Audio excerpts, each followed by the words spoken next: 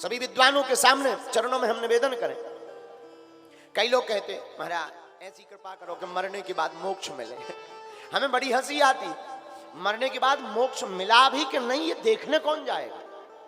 हमारा मानना है मरने के बाद नहीं, जीते जी मुक्त हो जाओ, इसी का नाम मोक्ष है। कामनाओं से मुक्ति, वासनाओं से मुक्ति, ईर्षा, मत्सर, सम्मान पाना, लोभ, दंभ, द्वेष, इनसे मुक्ति पाना ही तो मोक्ष है। लेकिन मरने के बाद जीते जी, जब तक जिंदा है उसी जीते जी आप मोक्ष को प्राप्त करने का प्रयत्न करो। और मोक्ष की प्राप्ति जीते जी तभी संभव है जब हम गोविंद की कथा सुनेंगे और हमारा मन गोविंद के चरणों में लगेगा, तो संसार से मन अपने आप हट जाएगा। क्वा सुधा क्वा कथा लोके क्वा कांचः क्वा मणिर्महान्। कहां कथा, कहां अमृत, अरे कहां मणि, कहां कांच। कांच चमकदार मणि के जैसा जरूर दिखाई पड़ता है, पर जो काम मणि कर सकती है वो कांच नहीं कर सकता। उसी प्रकार अमृत, कथा अमृत के समान दिखाई पड़ता है, पर जो काम कथा कर देती है वो अमृत नहीं करता। अमृत तो सिर्फ मरने नहीं देता, लेकिन कथा अमृत तो मरने भी नहीं देती, और साहब कथा वृथा भी मिटाती है और भव सागर से पार भी कराती है। इसलिए कथा की बड़ी महिमा। हनुमान जी से राम जी ने कहा, हनुमान जी चलो, हम भी जा रहे, तुम भी चलो। कहां? जहां हम जा रहे। हनुमान जी हाथ जोड़ के बोले, सरकार आप रहते कहां? बोले साकेत में। हनुमान जी हाथ जोड़ के बोले, वहां कथा मिलेगी? राम जी बोले, वहां कथा नहीं, वहां तो हम ही मिलेंगे। हनुमान जी बोले, फिर तो जाना कैंसल है, हमारी फ्लाइट की टिकट कटवाओ, वापस करो, कैंसल करो। राम जी बोले क्यों? हनुमान जी बोले, हमें यहीं रहना है। बोले क्यों? बोले हम यहां रहेंगे तो आपकी कथा भी मिलेगी, और आपकी जब कथा होगी तो आप भी आओगे, तो आप भी मिल जाओगे, दोनों दो लाभ हो जाएंगे। आहा, इसीलिए तो हनुमान जी प्रभु चरित्र सुनबे को रसिया,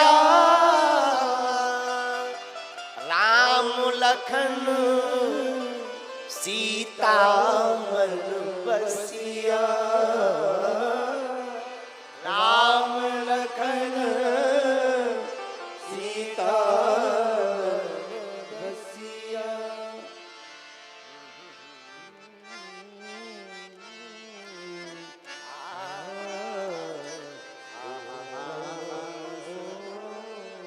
हनुमान जी राम जी की कथा सुनने के रसिक हैं। बोले क्यों? ऐसे समझो, हम लोग कितने घंटा से बैठे? 3। हाँ जी या ना जी? अब बताओ, किसी को अपना कर्जा याद आया है? लुगाई, पड़ोसी, मकान, दुकान, कथा में जो डूब गए, और जिन नहीं डूबे उन्हें तो सब कुछ याद है। एक व्यक्ति हमें मिला, हमने कहा कर्जा याद है? तुम्हें कथा में कोई याद है? बोले कर्जा नहीं, हमें तो फोड़ा भाऊ याद है। उनके जय हो तुम्हारी, भगवान ही बचावे। अब जो कथा में नहीं बैठे उन्हें तो संसार का फोड़ा घाव दर्द करेगा ही करेगा, लेकिन जो कथा में डूब जाते हैं उसे पर संसार का भान नहीं रहता है। हमसे एक व्यक्ति कह रहे थे, आप बहुत लेट तक कथा करते हो, कई बार 9-9 बजे रात तक करते हो, 10 बजे, 11 बजे, 7 घंटा बोलना ठीक नहीं है गले के लिए, आप बीमार पड़ जाओगे, अभी तो जवानी है, बुढ़ापे में पता लगेगा। हमने कहा हमारा तो अभी भी बुढ़ापा है। लेकिन हमने उनको कहा, डॉक्टर साहब, बहुत अच्छे डॉक्टर थे, हमने कहा डॉक्टर साहब आप सही कह रहे हो कि समय पर कथा करके समय पर विराम करना चाहिए, लेकिन कथा में समय का पता तो लगे तब तो विराम करें। भाई कथा में समय का पता तो लगे, भाई विराम वही करेगा जिससे समय का पता हो, और जैसे पता नहीं, खोजा सारा जहां तो तेरा पता पाया नहीं, और जब तेरा पता चला तो फिर मुझे मेरा पता मिला नहीं। जब जब जब तक हम उनका पता ढूंढते रहे तो अपना पता पास में था, लेकिन उनका पता पाया तो अपना पता फेल हो गया। बोलो सीताराम। तो क्वा सुधा क्वा कथा लोके क्वा काचा क्वा मणिर्महा। भागवत के महात्मा का अद्भुत श्लोक। ब्रह्मरातौ विचारेवं तदा देवं जहासहा, तदा देवं। आहा, परीक्षित जी तो क्या पियोगे? अमृत की कथा। महाराज हम तो कथा अमृत पान करेंगे। बोलो सीताराम। देवता जी देवता साहब ब्रह्मा जी के पास गए। महाराज हम कथा लेने गए थे, हमको ठुकरा दिया, अमृत भी वापस कर दिया, बताओ ऐसा क्या है भागवत में? ब्रह्मा जी बोले 7 दिन में देख लो परीक्षित जी का क्या हाल होता है। परीक्षित जी का देखा कि 7वें दिन परीक्षित जी महाराज मुक्त हो गए। हो जय हो महाराज। फिर क्या कहना। एक दिन देवताओं ने एक तराजू के पल्ले पर सभी ग्रंथों को रखा, दूसरे तराजू के पल्ले पर श्रीमद् भागवत को रखा।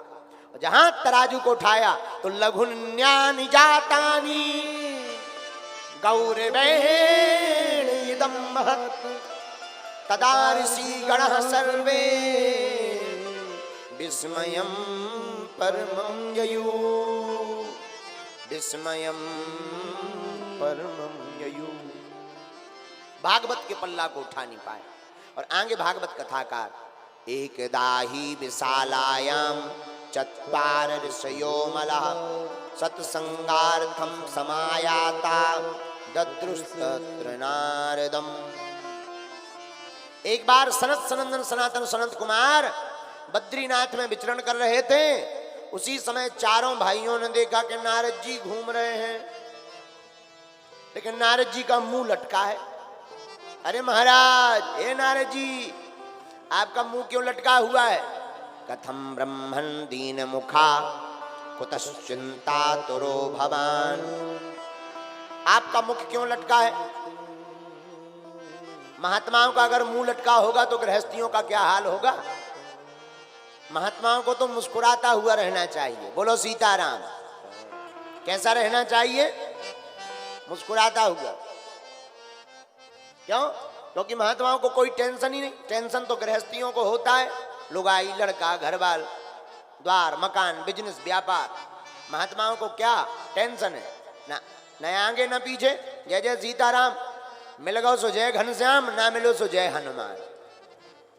हाँ हाँ, मिल गो सो जय घनश्याम 56 भोग, नहीं मिलो सो जय हनुमान सफरचक।